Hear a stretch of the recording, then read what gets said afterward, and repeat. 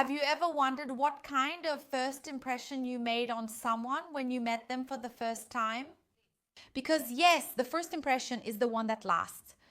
And today I'm going to show you the 10 main mistakes people make and that you should avoid when meeting someone for the first time.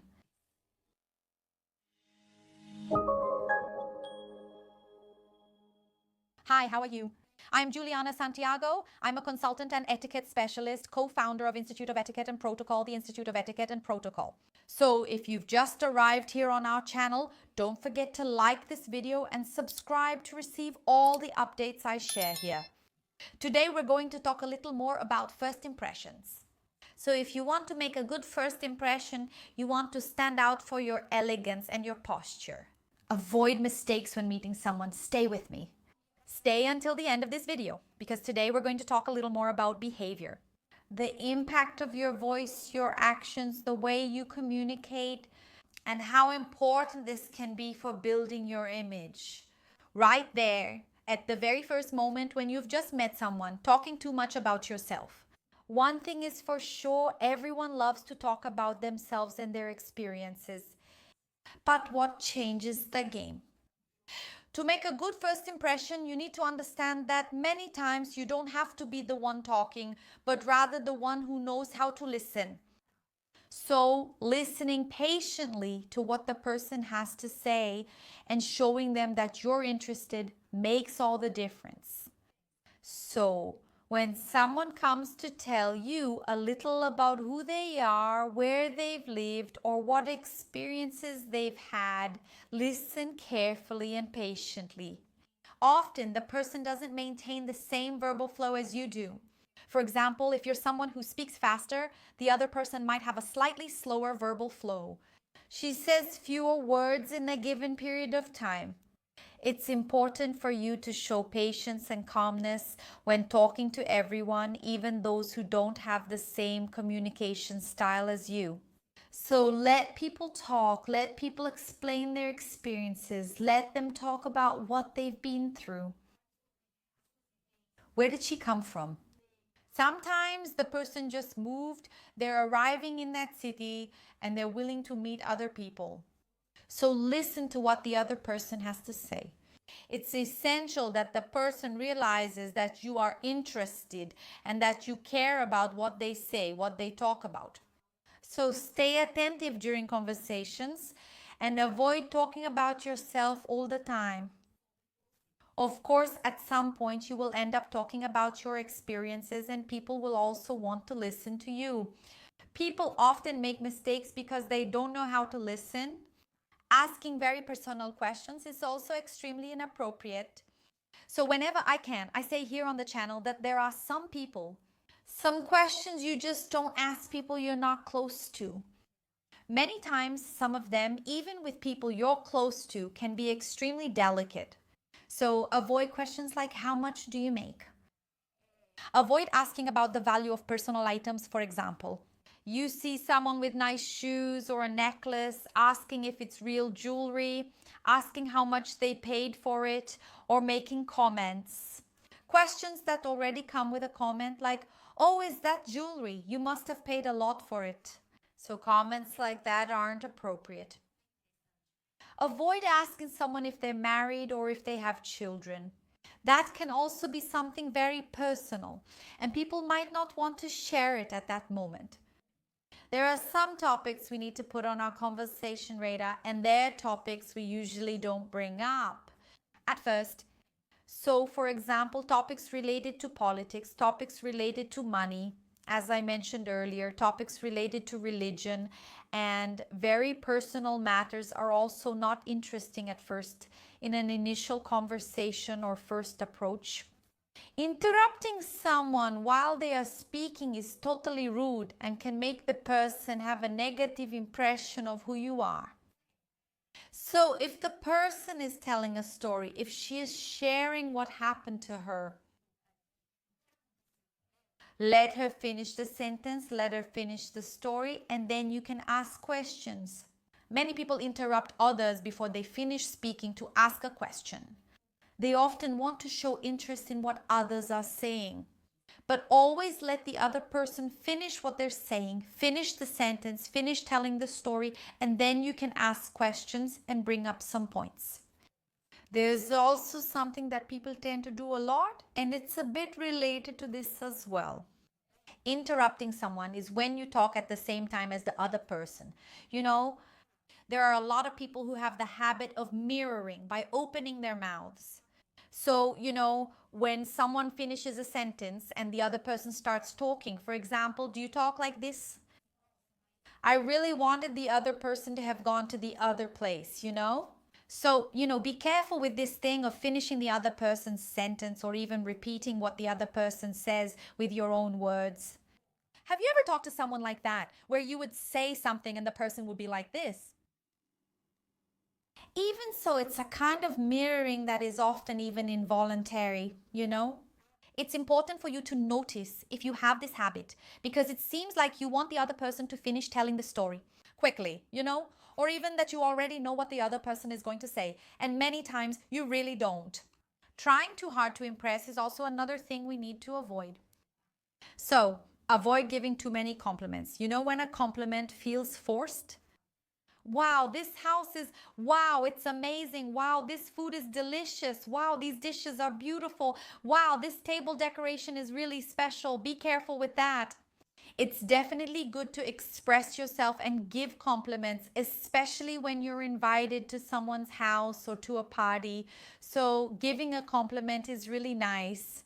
And the host, the person who organized that moment, will feel really special. Who doesn't like to be complimented? But we need to choose the right moments for compliments. Complimenting everything all the time isn't ideal. It might seem like you're just sucking up to the other person or trying too hard to make them like you at any cost. So that's not a positive thing. Let's try to set some limits on those compliments. Do give compliments, but avoid overdoing it and be careful. Know when to give them. Showing off store brands, accessories, sharing where you buy your things, or even exaggerating stories. It can show that you're trying too hard to impress people, and it can also be extremely negative for the impression you want to create. So be very careful when you talk about related topics, especially if they have anything to do with money. So, for example, brands, personal achievements related to work, trips you've taken that are sometimes very expensive, things that few people have the opportunity to do. At first, without actually being asked if you've participated in something or bought something at a certain store. It's not a good idea to expose yourself like that for free, to people, because you might be seen as someone arrogant who always wants to show off to others, judge or criticize someone right away. Be very careful when making comments about other people around people you've just met. So many times, yes, we don't have the habit of going up to someone and saying, wow, your clothes are ugly. Wow, your hair is really messy. But even if unintentionally, sometimes we make a comment about someone else, near someone we just met, who for us is theoretically also a stranger. So be very careful. Speaking badly about other people near people you just met, or even making negative comments about the environment you're in with people you also just met. A clear example is when you go to a party and you've just met someone who's sharing a table with you, and then you say, wow, this wedding decoration looks weird. I didn't really like these colors. The ceremony was big, wasn't it?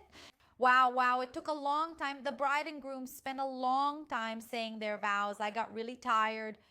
So, criticizing, expressing negative things around people you've just met really hurts your image.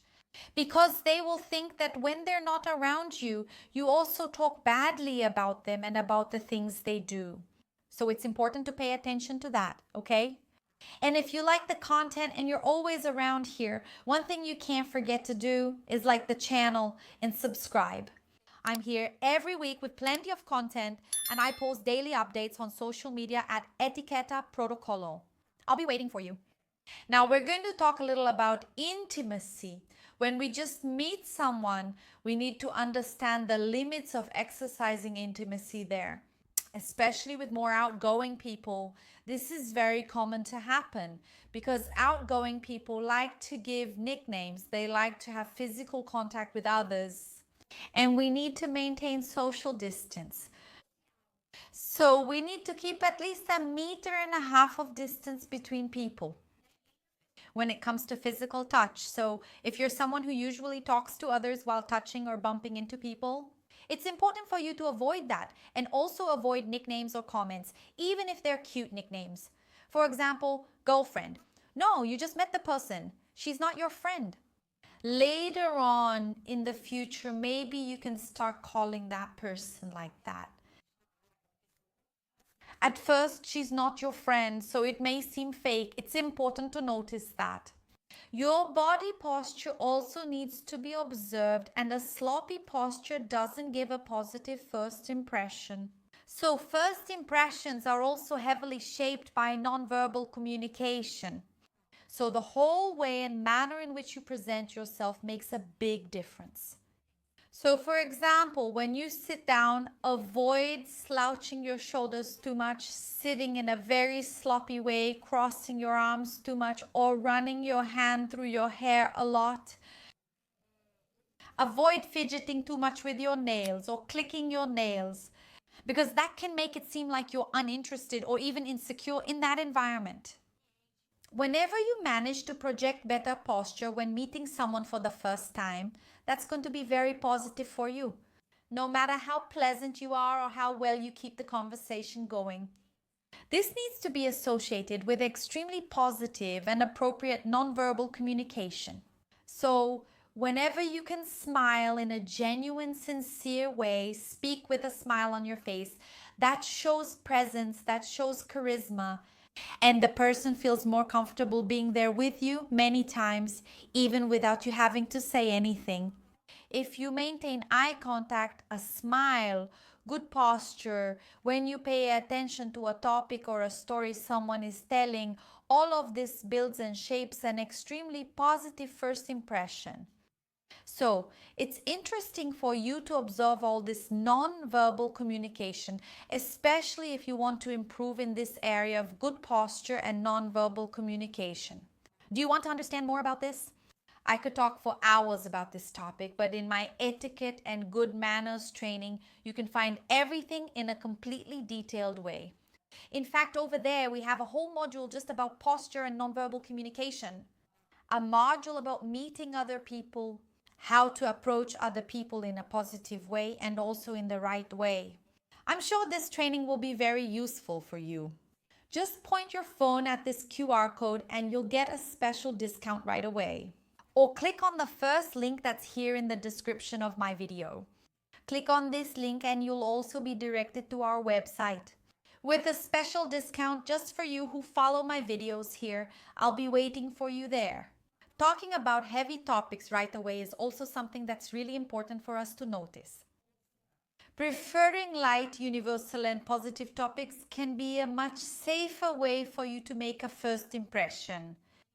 Whenever someone is going to meet other people, when someone is going to meet you, she always thinks about the first moment, that she will have a positive moment by your side. She won't come thinking she's going to experience something negative. So introducing very intimate topics from your life or difficulties you've already been through.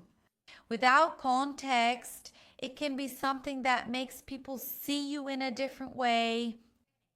So it's important for us to also consider which topics we're going to bring up, what kind of heavy subjects we're going to put on the table.